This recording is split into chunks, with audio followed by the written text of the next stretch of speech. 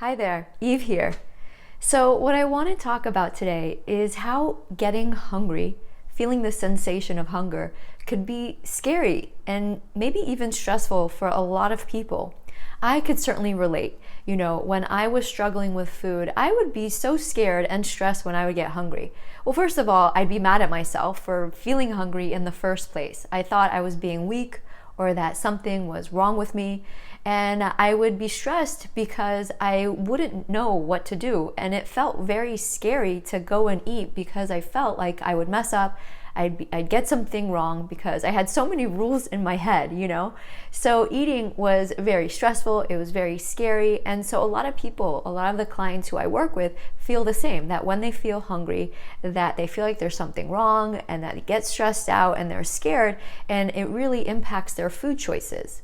So hi, my name is Eve, and I love helping people cultivate peace and ease and freedom with food so they could have ease with food no matter what is going on in their lives. And so today what I want to talk about here is what to do, what to think when you get hungry, how to navigate that situation. So I just want you to imagine what it will be like when you have that peace, when you have that ease and freedom with food.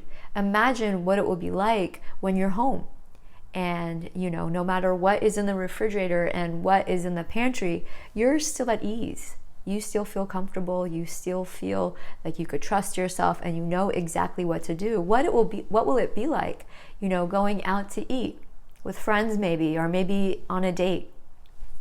What would it be like to be at family gatherings? At a buffet, or family gatherings, if there's a potluck, or there could be endless amounts of food. What will it be like when you know you could trust yourself and have ease in those situations? Well, that's what I want to talk about today. And honestly, I can't even do that experience justice. It is so amazing now to navigate all of these situations with just so much peace and freedom. It feels so nice to have that sense of ease in my body. And, it's not just me.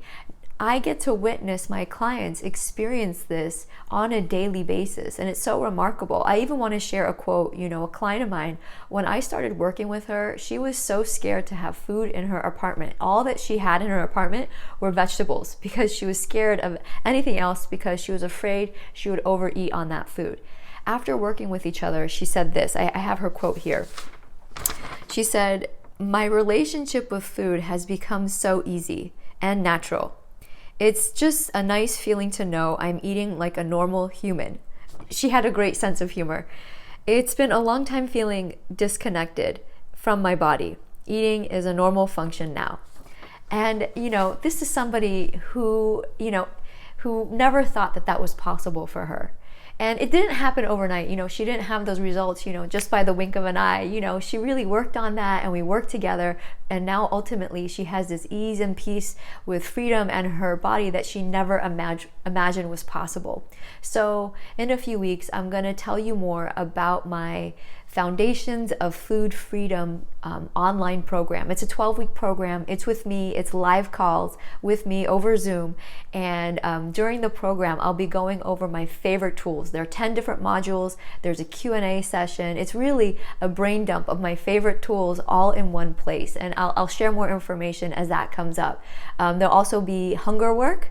That's code for homework, because I don't like giving homework. So instead, this is hunger work. So you can really, really ground in the tools and the principles that I go over in this program. And that's what I want to talk about today. I want to talk about when you're hungry, when you come to eat, some things to think about. Of course, I go over this in more depth in my program. So first of all, when you come to eat, you want to make sure that you're giving yourself adequate nutrition.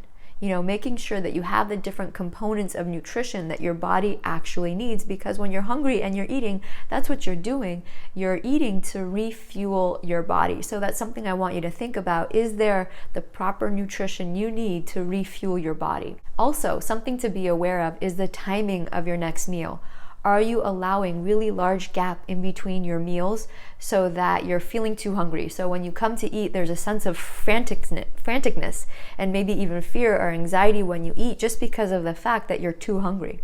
Or are you not allowing enough time in between each meals? Are you munching along and never really allowing your body to feel physically hungry again? And are you giving yourself something that you find satisfying, what you're truly craving, what you feel will be good in the moment? Are you tuning into your body and giving yourself what you really want? So that's also something I want you to think about, is what would be really good and yummy and satisfying right now too. So also something to consider is the amount that you're having. For this level of hunger, are you giving yourself the proper amount? Are you tuning into your satisfaction and actually being able to stop there? There are several reasons why people have a hard time actually stopping when they feel satisfied. They might not feel it at all. They might not have that body awareness, or there might be other psychological or emotional patterns that make it challenging to stop when you're full. So are you noticing your satisfaction? Are you allowing yourself to stop when you feel satisfied? And also, are you enjoying your meal? Listen, we live in a left brain world. It's all about success, getting the next thing. And I really appreciate that. I love goals. I love people going after what they want. And that's, living in the left brain. But when it comes to food and eating and other activities, learning how to come into the right brain, the sensual side, the part that enjoys, that's present-minded, learning how to access that and how to eat in that space is also very important. So eating sensually, allowing yourself to take pleasure in the meal, is also part of something I want you to consider and think about when you're satisfying yourself the next time you come to eat. And finally, when it comes to satisfying yourself when you're physically hungry, is to remind yourself that it's okay to be hungry. I really wish somebody had told me that it's okay to be hungry. And not only is it okay to be hungry, it's great to be hungry. It means that your body is processing fuel. It means that your body is using the energy that you're giving it. And if you're one of those people who doesn't feel the sensation of hunger, in my program, I have some tools on how to overcome that and how to deal with that in a loving and gracious kind of way. So in my program, I go over all of this in a lot more depth, and I'll share more about that in the future. In the meantime, my next video, I'm gonna send another tool to help you with this eating. I'm gonna go over emotional eating in a little bit more depth. And to me, basically, emotional eating is any time you eat when you're not physically hungry. So I wanna give you some tools around how to navigate that.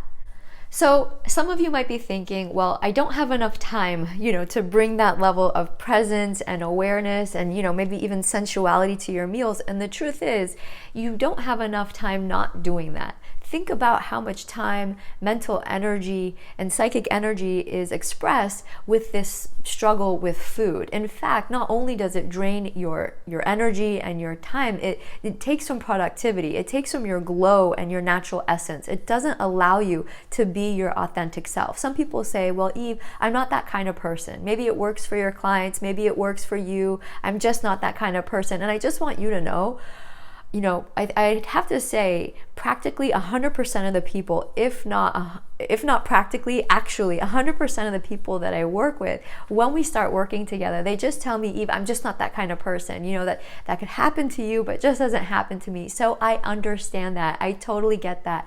I've been there myself. And that's why I make these videos. That's why I'm relentless in sharing this with you, because it is possible for you to have that ease with food, to have that peace with food. You are not asking too much in wanting to harmonize with your body, with aligning with your body. It is the way you're meant to be eating. And because of the years of dieting and going against your own nature, I understand why it's hard for you to believe that that might be possible for you. So in the next video, I'm actually gonna go in more depth with some of this information. More specifically, I'm gonna explore emotional eating and how that could be sabotaging you, keeping you stuck. So I think you'll like what's coming in the next video. So if you like this video, or if you have any questions, please write your questions below.